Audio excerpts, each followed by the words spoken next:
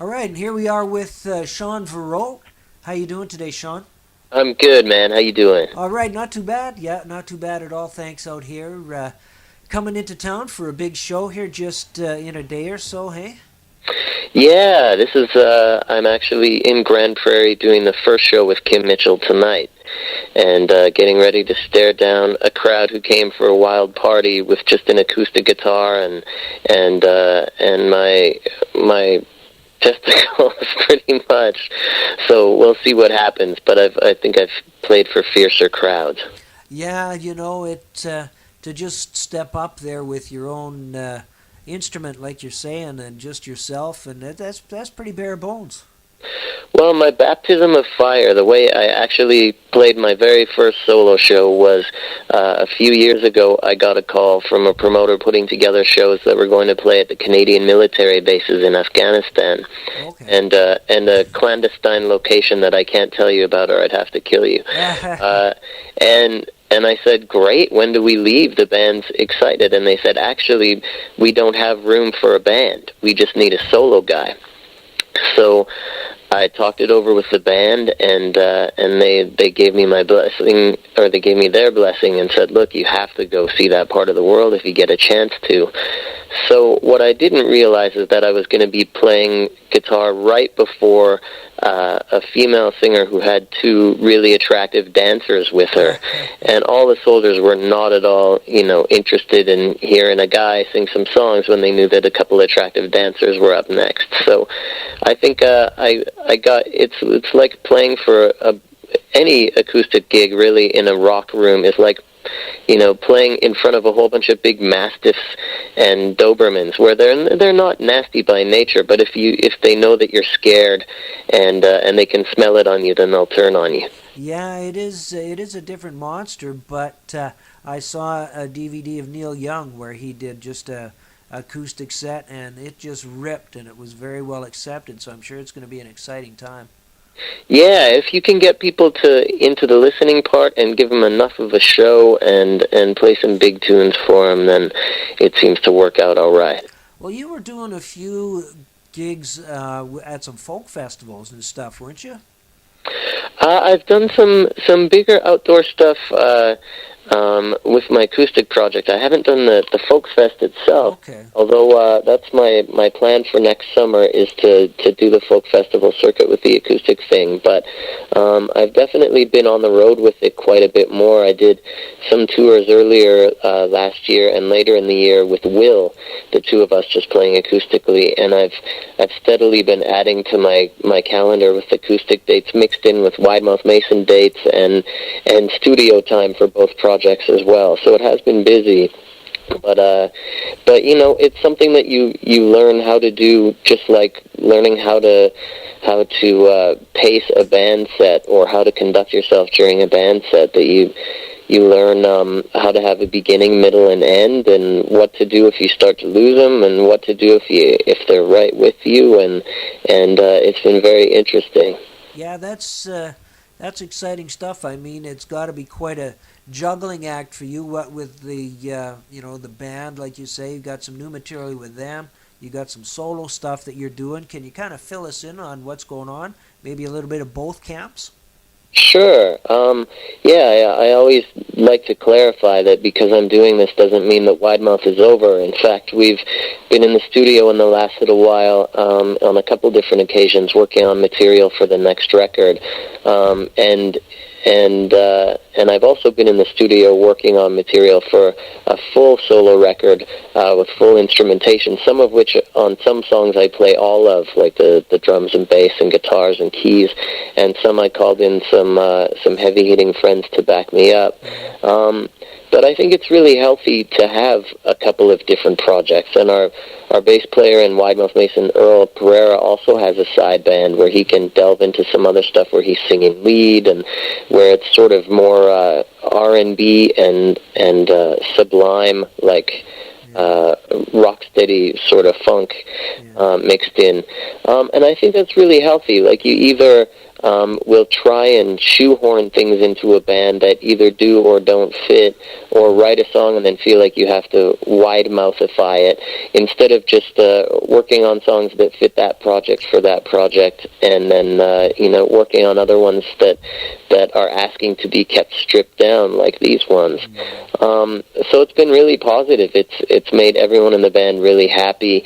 We're all excited for each other's projects, and it makes us go back and attack the wide mouth stuff with a lot of freshness, and really excited to play to the strengths of that particular band. Well, that's always been the beauty of wide mouth music, is that the three of you just bring so many different colors, and like you say, when you get a chance to just sort of break away and really recharge and refresh, and then just a new vision comes together. Definitely, yeah. And we've our touring hasn't necessarily been record based. We kind of stay on the road quite a bit, and whether we put a record out or not. But usually the trajectory of it is, you write a record, record it, and then you tour for it, and then it gets real sporadic. And you need to maintain momentum, but you don't necessarily want to be in people's faces with a new record every 6 months. So I think it's really healthy to have different outlets for your creative energies, and to play on some sessions, to play on some other people's records, to get into production, to play different kinds of shows, to play with different people, and then to go back to your long-term relationship and come back, like I said, with freshness and excitement, and really excited to work within that framework, and for it to be refreshing to be in that situation, essentially to go back to a really well-working democracy after being a dictator for a while. Yeah, the studio is a great place to go and to craft something, but music is organic, and when you take it to the people, then, and that's always, again, been where the wide mouth camp has always, Shaun, has been the live stuff. I mean, the studio albums are fantastic, but like I say, when you hit the stage, there's just a magic that happens. And how are you finding that when you're on your own, when it's just yourself and your instrument? I seek the same place. I try and get to the same, and Britney Spears ruined this for every musician who called it this, that zone, you get to where there's a very clear communication between inspiration and the mechanics of making your fingers do it or your voice do it, even if it's something that's spontaneous invention. And if you're writing a song on the fly, because you can do that, because nobody has to follow you. You can. I work on a lot of new stuff while I'm doing the acoustic sets, and do things. Just start playing something and go, okay, now what am I going to do? I could sing that song over this, and try and figure it out. And if you mess up, just do it twice, and it'll seem like it's supposed to happen. Yeah. But there's that collaborative part of it, that building off of what other players are doing, or being able to break down completely and just watch the guys go for a while, which is part of the reason why I didn't want to. And none of us wanted to end the project in order to do other projects. Yeah, for sure. And I've seen a lot of my peers do that, where they end up having to put bands together, and when they go on the road, play a lot of their old band's catalog. And I do some Wide Mouth Mason stuff acoustically, but it's completely removed from how it's done in the band. It's like an embryonic version of it. Either the way it sounded when we first wrote it, or a stripping down of it to its essential core. I'm really excited to see what sort of structure and arrangements that are going to come out with those. Yeah, it depends on the night. Some nights I paint myself into a corner and have to figure out how to do something with a guitar riff that I start playing that I realize is going to be tough to sing over, and then there are those magic nights where you want to keep the tape rolling, because you can write an entire song on the fly, and hopefully it's seamless enough that nobody knows that you're just making it up. Yeah. And you mentioned that a lot of the times, or what would be exciting for you, is being able to bring the wide mouth songs kind of in the initial structure that they were. I know a lot of guys that have been around for a while. They'll release bundles of basement tapes that are just Mm, sort of the demos and things, and that is yeah. just really fresh for the listener to listen to. Because they do go on a journey from the way you imagine them at first to the way that they end up once it turns into a collaboration and you produce it and you arrange it. It's there have been some that even are cannibalized from two different songs, where the verse of one becomes the chorus of another. Yeah. And it is really fun to dig back into that. It's almost like looking at the baby pictures of the songs and going, remember when it used to look like that? Yeah, yeah, and it's exciting for the artist to be able to present that initial form as well. Yeah, it is. It is. It's a lot of fun. Now, I gotta ask, being that you're out with, you're saying that you're working on a full-on solo stuff. Do you have material put together, kind of an EP, a sneak preview that you might let sneak through the website or something, or just Well, poking at you? there's a taste of just one song in a about 75% finished form called "It's Not Me, It's You" on my MySpace page right now. Okay. And I will get into some other sneak previews of stuff, but I also don't want to give it all away yet. Not so much letting people hear it for free, I mean, but just let it all out before I have a chance to see it in its entirety, and figure out which ones I'd like to expose just yet. Yeah, There well, is on my MySpace page. I do have the one up, and there's a couple songs from the Dagger Lip sketches up there, and I'll be changing those from time to time to just feature some different tracks. and when you're sitting down doing stuff, I imagine there's a few numbers that you really keep close to the heart. They're almost like your little special friends. You don't want to let them go, even when it comes time to release the album. Are you finding that a little bit?